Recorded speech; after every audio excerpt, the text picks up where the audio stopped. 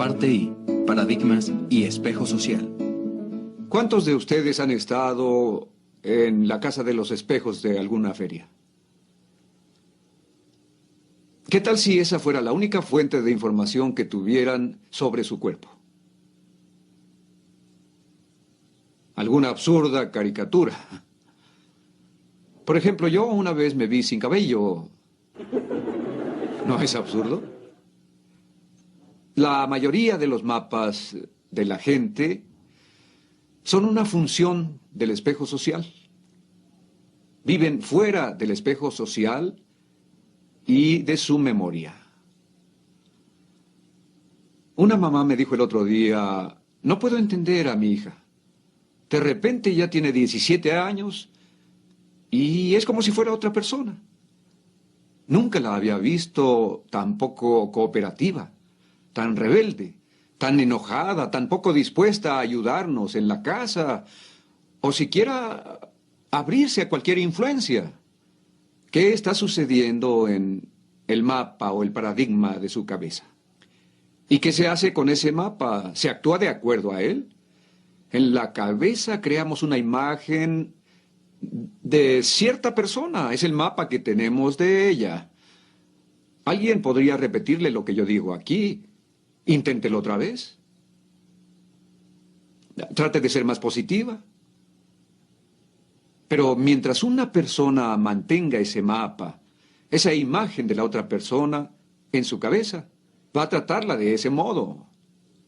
Y cuando a uno lo tratan de ese modo, la tendencia es responder de acuerdo a cómo lo tratan. Esto se llama la profecía que se autorrealiza. La gente responde al espejo social que la rodea. Entonces le dije a esta mamá, note cómo ve usted a su hija. Bueno, no es como yo la veo, es la forma en que ella es. Potencialmente, ella es capaz de hacer mucho más. Sí, por supuesto. ¿Por qué no la ve en términos de su potencial?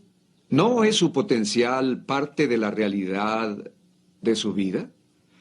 ¿No es la parte más importante? Sus manifestaciones presentes, cuando ella pasa por las altas y bajas emocionales de la llamada crisis de identidad de la adolescencia, son para usted incomprensibles. Hay que cambiar el mapa, el paradigma, por una visión basada en su potencial, en el cual usted realmente cree. Sí, pero ¿qué hago con su conducta y su total indisponibilidad para cooperar, para hacer su parte? Revise su paradigma, revise el mapa que tiene de ella. Recuerdo que estuve en una situación así. Uno de mis hijos adolescentes, justo antes de entrar a la secundaria, se volvió problemático. No funcionaba bien en ninguna área. Atléticamente, la gente se moría de risa al ver cómo daba el batazo antes de que le lanzaran la pelota. Académicamente, no es que le fuera mal en los exámenes, no podía ni siquiera empezarlos. Y socialmente, a veces, era muy tímido. Vean la evidencia que teníamos.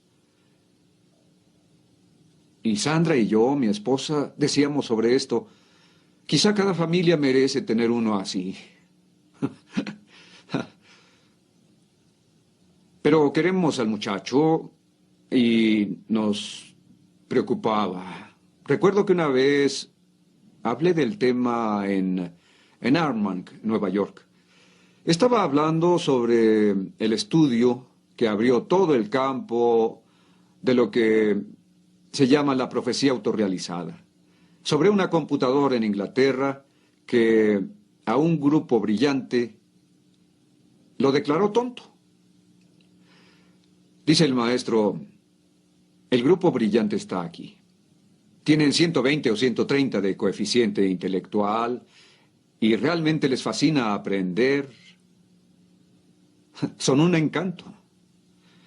Y este grupo, y para apreciarlos basta verles las caras.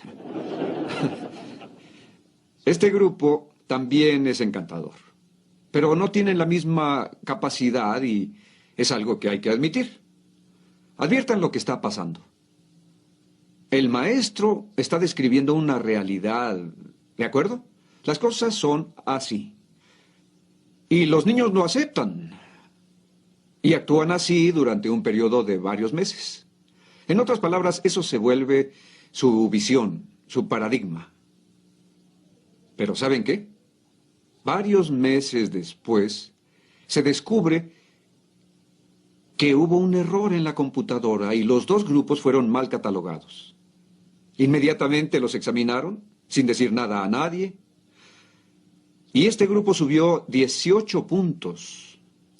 Y este otro grupo bajó 14 puntos. La profecía que se autorrealiza.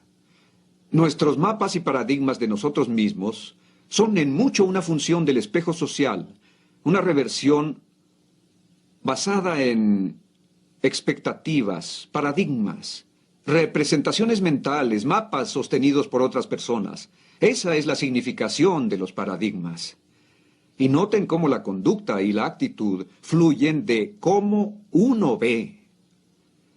Como iba diciendo, mientras yo estaba enseñando lo mismo que les enseño a ustedes ahora, en realidad estaba pensando en mi hijo.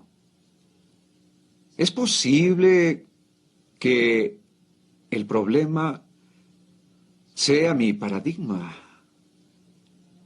Que el problema sea yo y no mi hijo. Hablé con mi esposa cuando regresé de ese viaje y le dije, me pregunto si con el espejo social que manejamos no estamos contribuyendo bastante a los problemas y dificultades del chico, a sus carencias e inseguridades. Descubrimos que en cierta medida intentábamos ganar prestigio social gracias al desempeño de nuestros hijos. Eso era parte de nuestra motivación. Lo que la gente pensara de nosotros a través de nuestros hijos nos daba mucho gusto que hablaran bien de nosotros por el rendimiento de nuestros hijos. Nos preocupaba el peligro de no lograr ese prestigio. Vemos lo que buscamos. Así exploramos nuestros motivos y dijimos, esto no es lo que buscamos.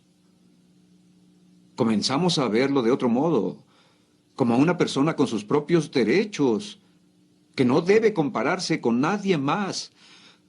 Al no entrar en el espejo social de la comparación contra esquemas y normas, pudimos verlo como un ser de maduración tardía con tremendas potencialidades que no respondía en algunas áreas. No sabemos por qué, todo joven es un gran potencial. Y estábamos tratando de ponerle etiquetas. ¿Ven a qué me refiero con que la tendencia es proyectar nuestras propias experiencias como en una película casera? Proyectar en otra persona y etiquetar, pero nunca exploramos nuestros propios motivos, nunca nos volvemos reflexivos e introspectivos. Las cosas iban bien con los demás niños, pero de repente algo nos sacó de nuestro procedimiento operativo estándar y no sirvió de nada que quisiéramos motivarlo con recetas fáciles como vamos, piensa positivamente, o no le quites la vista a la pelota cuando se aproxime. Atención, ahora tú bateas. Está bien, hijo, no te preocupes por eso. Olvídalo, todos cometen errores, está bien, no hay problema. Y cuando hablábamos a solas, ¡ay! Tenemos un gran problema. Duplicidad, falta de principios, como si él no tuviera ningún mérito propio. Fue la parte más difícil de la terapia, tratar con uno mismo, explorar nuestros propios paradigmas, liberarlos.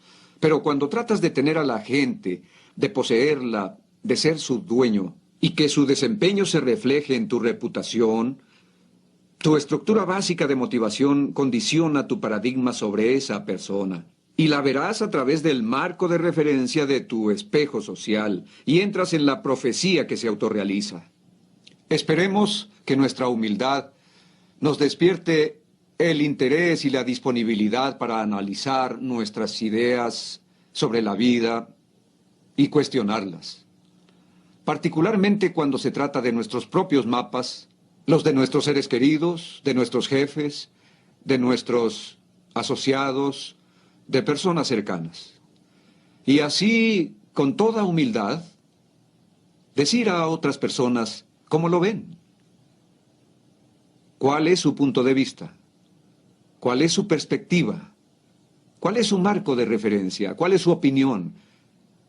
Y constantemente adquirir un sentido más claro de cómo son las cosas, logrando un paradigma mejor y mejor.